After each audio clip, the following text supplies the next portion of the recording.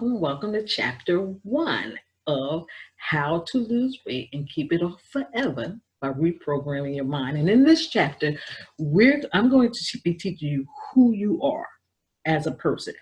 Because see, most of us don't realize that we have superpowers. There's no other way to explain it except you have superpowers. And that superpower is your mind. We've all given a mind, and we all have superpowers, and we have the ability to use our mind, and we have the ability to use our superpowers.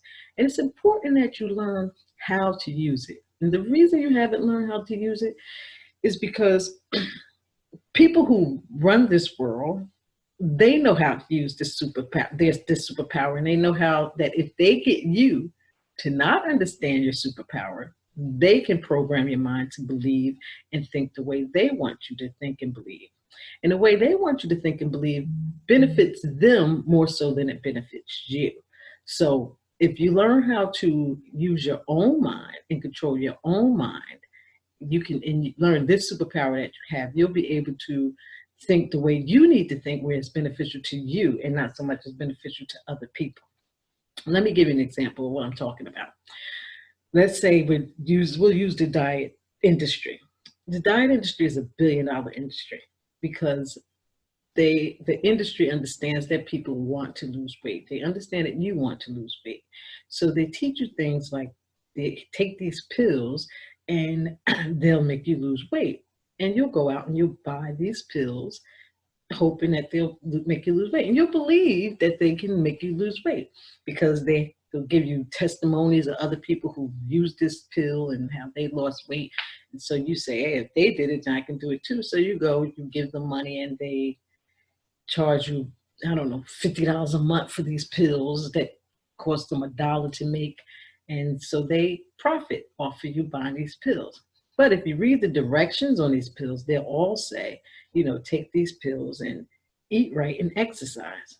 Well, if you have to eat right and exercise for taking the pill, is it really the pill that's making you lose weight or the fact that you're eating right and exercising? Because the only way to really lose weight is to eat right and exercise. That's the only way. Eat properly and exercise. So what is the pill doing? The pill is what they call a placebo. They have these things where they give these people these fake pills. And they do this all the time with testing. They may have some kind of thing come out and they tell you that these pills can do this for you. Like they can cure this sickness. And you take the pills, and because you believe what they tell you, you become well by taking this pill that's absolutely nothing but maybe just, I don't know, some kind of candy they put together. So it's really nothing. But because of your belief, you take it and you get well. And they have done this experiment over and over and over again, and it works because if people believe things that they're told, and if they believe it, then it'll work. That's the whole thing. See, it's been not beneficial to you because you're spending a lot of money that you don't have to spend, and you're giving this money to other people. They're profiting off it, and you're losing money because you could have lost the weight without the pill. Well, right now, the big thing is the keto diet, and everybody's on the keto diet, which is basically just eliminating carbs. It was diet out before. I think it was just carb down. I don't remember what they called it. I forgot the name of the diet that they called it. There's always some kind of new name, but it's always the same thing. They're teaching you, to eliminate carbs, which is fattening, and then you eliminate it and you lose weight. You can't sit around and eat bread all day. Okay, next. But if you learn how to use this power that you have, you don't have to worry about paying any money to go on a diet or buying a pill or learn about the latest fad. You can just program your own mind because your mind is your power. And if you have strong beliefs about something, they will come to pass in your life. That's just it. That's the power. Now, let me explain to you why this works. Because if you understand why, then maybe it'll be easier for you to actually believe it and see it work in your life. Now, I'm going to have to tell you this because this is not a religious thing at all. I don't care what you believe and what your beliefs are. But most people do believe that there's a higher power. There's a higher power, and the truth is there is a higher power, and we are all connected to that higher power. And we're connected to that higher power by our minds. Our minds are all one, universal. We have a universal connection to everybody and everything. And we have a universal connection to the higher power or the creator. Some people call it God. Some people call it the universe, whatever you decide to call it. It's a higher power, and we're all connected. And the connection that we have to this higher power is through our subconscious mind, a part of our mind that is in our that's in you. Okay, so you have this direct connection, and that connection is your superpower. And the reason it's a superpower is because the higher power is all knowing, it's omnipresent, it's universal intelligence, and you have the same exact intelligence that this universal higher power that God has, because it resides inside of you. So it makes you a creator. You are a creator. You can create your life. Now, you can't create other things, but you can create everything about your life that you want to create all the time, at any moment, any second. And the thing is, you are presently creating every single thing in your life, whether you're creating positive things or you're creating negative things. You are the captain of your ship. You are the person who controls your life. And if you're creating a life that you don't want, it's only because you haven't learned how to create the life that you do want. So if you're overweight and you're not happy about being overweight, sorry to say this, but you are the one who created that situation.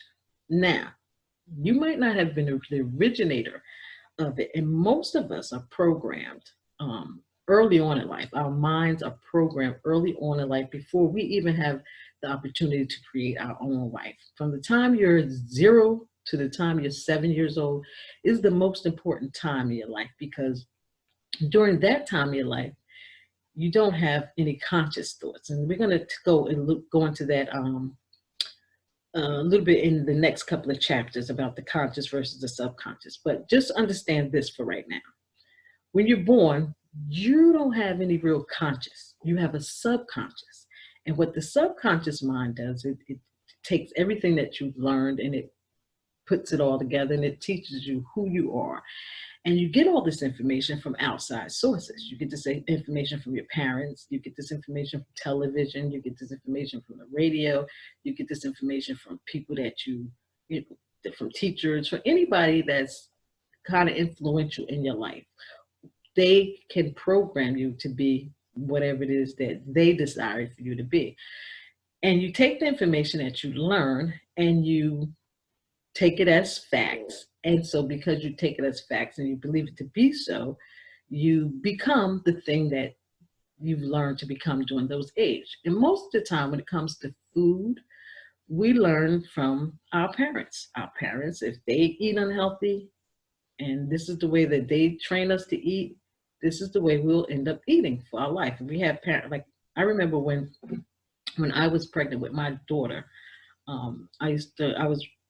I knew this woman who was an attorney, and she was pregnant at the same time with her son. And by the time our children were about 4 or 5 years old, her son had never had a piece of candy. Like, he only ate healthy. He knew nothing about candy or anything unhealthy. This is what she had taught him. Now, my child, on the other hand, learned candy and all kinds of stuff because that's the way I was programmed to learn and eat, and I didn't see anything wrong with it, so I gave my daughter candy.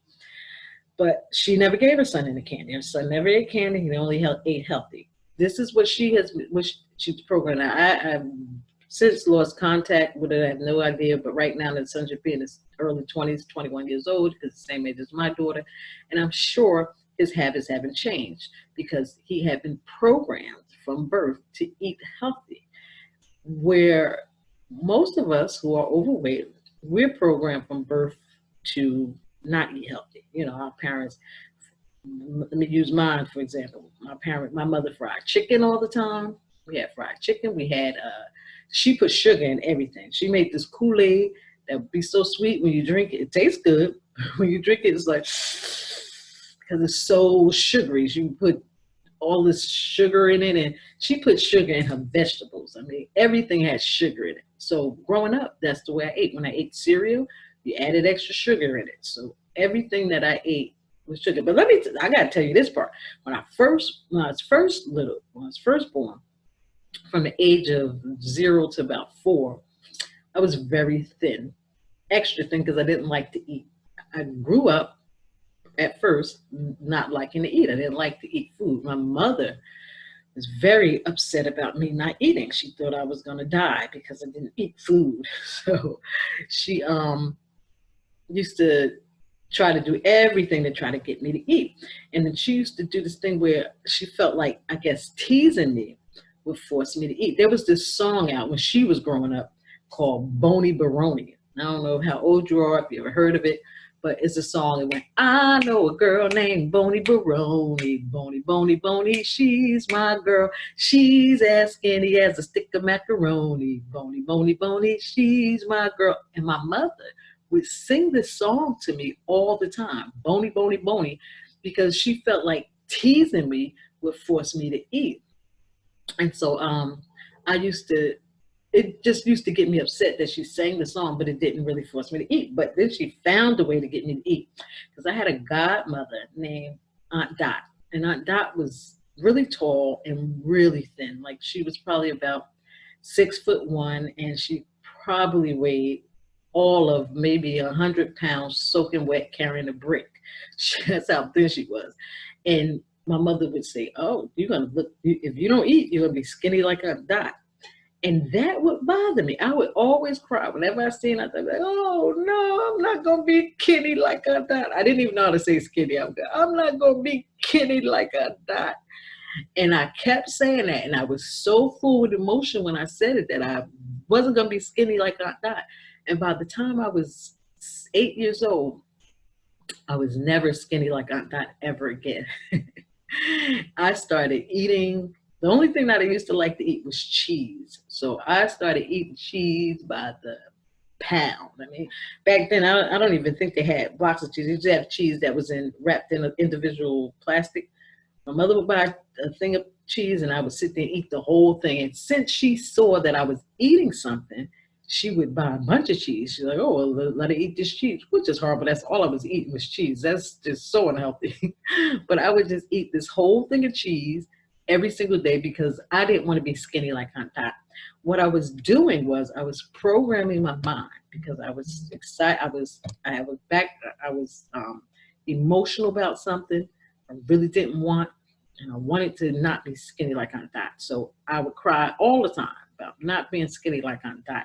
What I was doing was programming my mind not to be skinny like Aunt Dot, and I never was. I mean, my aunt actually, God bless the dead, she just died last month. We just had a funeral for her last month. She lived to be 88 years old, but she was never big. She was always skinny. I think when she died, she weighed 85 pounds, and she's 6'1", so she's a tall woman weighing 85 pounds. So you can imagine how thin she was. But that's because we as humans we are creators, and we create our life. I created my life by saying I don't want to be skinny like Aunt Dot.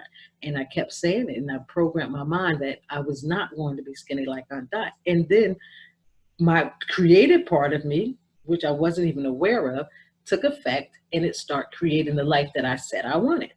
So it doesn't matter what it is. Anything you say you want to believe, if someone sits you, let's say when you're born, if you're a child and you're born into this world, and you cry, and let's say 2 seconds after you cry, your mom comes and picks you up, and she makes sure that whatever you're crying about, she makes you comfortable again, change your diaper, give you something to drink, eat, whatever, and she lays you down, and then you go back to sleep. And every time you cry, she shows up and makes you feel good. So you think, you see this woman like, oh, okay, I know when I cry. You can't communicate, but you starting to learn things. You learn that if you cry, this woman will pick you up, and therefore you must be somebody important.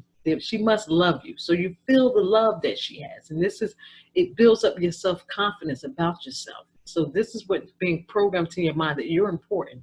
If you feel uncomfortable, all you gotta do is cry, somebody will show up and take care of you. So it makes you feel, this is what's being programmed into your mind, that you're special. But let's say that you're a child and you cry and nobody shows up. You need the diaper change or you're hungry and nobody shows up. And every single time you cry, sometimes somebody will show up, but most of the time nobody will show up. What's being programmed into your mind is that you're not very important because and this is what you'll start feeling. I'm not that important. I'm not that worthy. So you start having self-esteem issues. And this is thoughts that you're having. And so this is what you're doing. You're creating a life where somebody else, an outside entity, has caused you to feel a certain way. And between the age of 0 and 7, it's always outside entities that make you feel this way. But once you're 7 years old, your conscious mind develops, and then you can start programming your own thoughts. And we're going to get into that later on. But this is how it works. When you start feeling a certain way and you start having these beliefs about something, you're the one having these beliefs. You're the one having these thoughts. So you're the one that's creating this in your life. And you can create anything in your life, whether it's positive or negative, just by having these thoughts. So by growing up and being taught an improper way to eat, or being taught just by learning it, because you learned it from outside sources on how to eat improperly, or how not to exercise, or how to hate exercising. These are things that you've been taught by outside forces. And so you incorporated those things into your mind, into your life. You start to create situations where you're overeating. You may have learned from somebody else, from an outside source, that, when you get upset, it's okay to eat a bag of chips because the chips will make you feel comfortable. Or let's say you were born with an alcoholic parent, and that when things stress that parent out, they start to drink it. So you may be taught that's something that you're learning, that when you stress out, pick up a bottle of booze and it'll help you out. So that's how come a lot of times when there's an alcoholic parent, the child may be an alcoholic. Now, sometimes the child feel the opposite and don't want to go that route, especially with alcohol, because they see they see what alcoholism does to them. But as a child, these things are being programmed into your mind. But you, as the creator, once you get old enough, you can change everything about your life, but you have to learn to reprogram all of the information, all the data that's in your system. You have to reprogram it to be the way that you want it to be. And that's what we're going to learn in this course. We're going to learn in this course who you are, which is a super duper person. You are a creator. You are connected to the universe. You are connected to a higher power. So you can create whatever it is that you want in your life, regardless of what has been programmed into your life so far. You have a mind. You have a functioning mind. If your mind is functioning properly, you can learn to create any area of your life that you want to. And we're going to focus on creating a life where you're healthy, where you're in shape, and where you stay in shape, and where you stay healthy, where you stay at a nice size, because being overweight is hard and stressful on your body. So that's why you want to lose weight. It makes your heart pound quicker, faster. It makes your heart work more. It makes everything in your body work more or harder to keep you, to keep your body functioning. If you have less weight to carry around, your body doesn't have to work as hard. Your heart doesn't have to work as hard. So you can free yourself from worrying about diseases and stuff. And actually, you can take the information that you learn here and you can make sure that you're disease free. You can control that. You can control your mind. You control every part of your life because you are a creator. You have superpowers. Those superpowers reside in your mind. And in this training course, you're going to learn how to use them properly. So, okay, the next chapter, let's see. The next chapter we're going to go on is I'm going to teach you how the mind works. So this is the end of chapter 1. The next chapter is chapter 2, and we're going to teach you in chapter 2. You're going to learn in chapter 2 how the mind works, okay? See you in chapter 2. Bye-bye.